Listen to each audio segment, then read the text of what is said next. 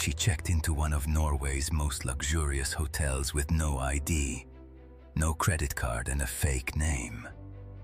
3 days later, she was found dead. A bullet wound to her forehead, a gun in her hand.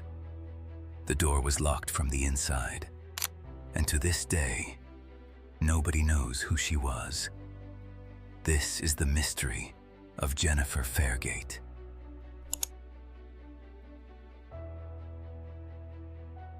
On the evening of May 31st, 1995, at approximately 10:40 p.m., a woman walked into the Oslo Plaza Hotel in Norway and checked in under the name Jennifer Fairgate.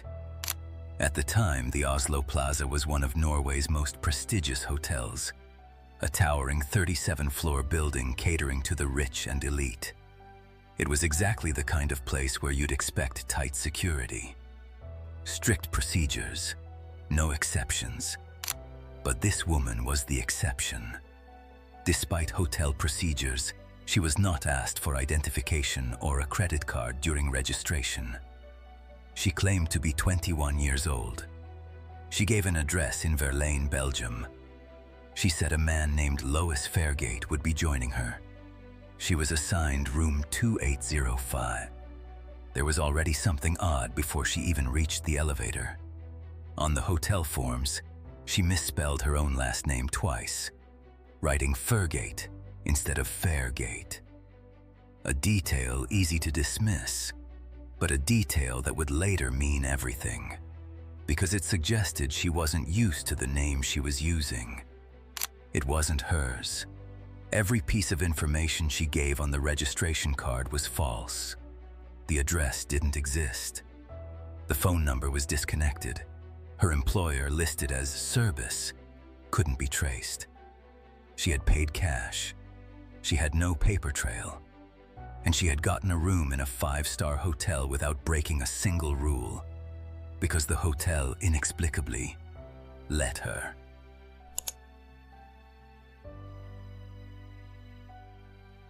A key card was used to enter her room at 8:50 a.m. on June 2nd, and again at 11:03 that same morning, suggesting Jennifer had been absent from the room for somewhere between 20 and 24 hours. Where she went during that time, no one knows. From a tradecraft perspective, being absent for extended periods could indicate operational activity of some kind. That same morning, she extended her stay to Sunday. No credit card, no ID. The hotel simply handed her 2 new key cards. On the evening of June 2nd, Jennifer attempted 2 international calls from her room to Belgium. The numbers differed by only 1 digit and pointed to the Sereying and Gras Holon areas, near where she claimed to be from. Neither call connected. That night, room service employee Christian Anderson brought food to the room. Jennifer ordered bratwurst and potato salad and tipped 50 kroner, a generous amount at the time, roughly 5 times what was expected. That was the last time anyone saw Jennifer Fairgate alive. The Do Not Disturb sign had been hanging on her door since that morning. The hotel sent messages through the room television asking her to contact the front desk. Someone in the room acknowledged them, but Jennifer never called down. By the evening of June 3rd, the hotel had had enough. At approximately 7:50 p.m., a 25-year-old security guard named Espen Ness was sent to room 2805 to sort out the lack of a payment card on file. He knocked on the door. Almost immediately, a gunshot rang out from within the room. Ness stepped back into the corridor. Rather than entering the room or radioing for immediate help, he returned to the lobby to consult the head of hotel security. The room was left unsupervised for 15 minutes. Oslo police arrived 50 minutes after the shot was heard. When they entered, they found Jennifer lying on the bed, covered in blood, dead of a gunshot wound to the head. She was holding a Browning 9mm pistol in her right hand, in what appeared to be a suicide. But the more investigators looked, the less it looked like a suicide.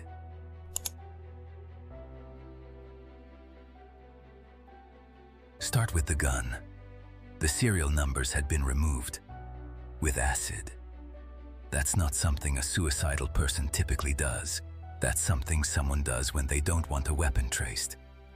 The gun was held upside down in her hand, and there was no blood and no gunshot residue on the hand holding the weapon. That last detail matters enormously. When a gun fires, residue coats the shooter's hand.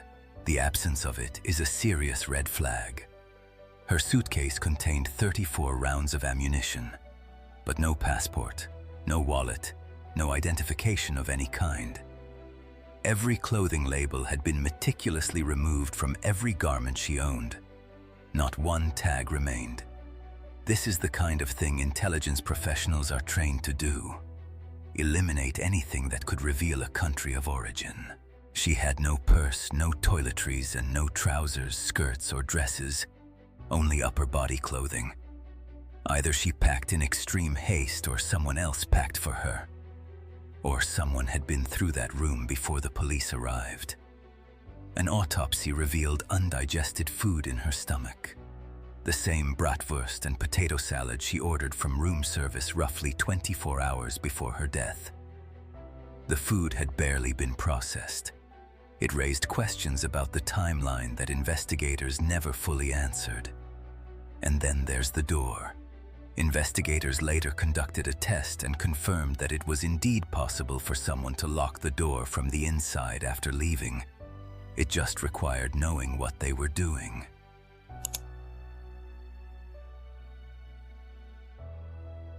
The autopsy estimated her age at around 30, give or take 5 years, despite her claim of being 21.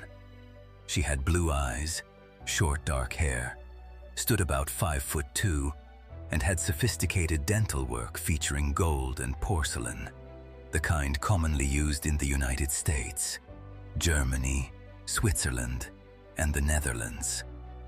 She wore a Citizen Aqualand diving watch on her left wrist, produced in January 1992, with batteries manufactured by a Swiss factory in December 1994.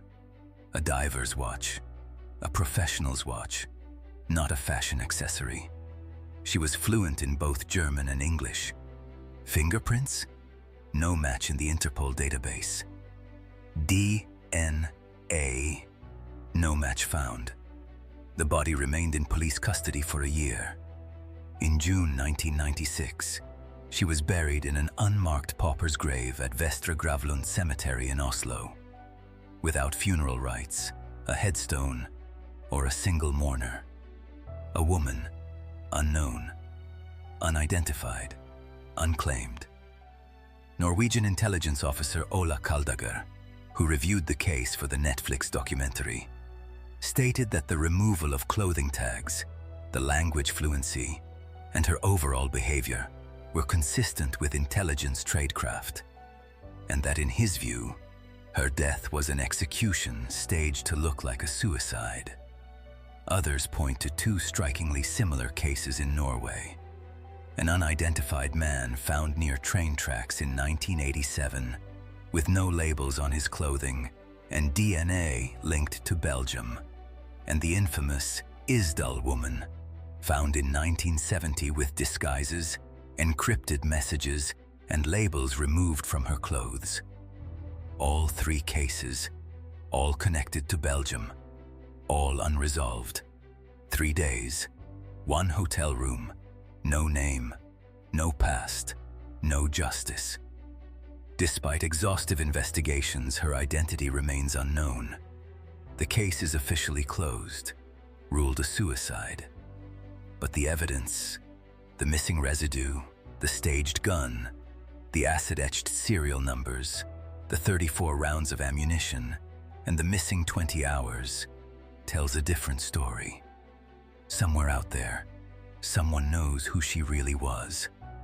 This woman deserves a name. She deserves answers. And she deserves more than an unmarked grave. If this story got under your skin the way it got under mine, Share it. That is how cold cases crack open. Not always in a police lab. Sometimes in a comment section. Sometimes because the right person watches the right video. Like this if you want more cases like Jennifer's. Subscribe so you never miss one. And drop a comment below. What do you think happened in room 2805? See you in the next one.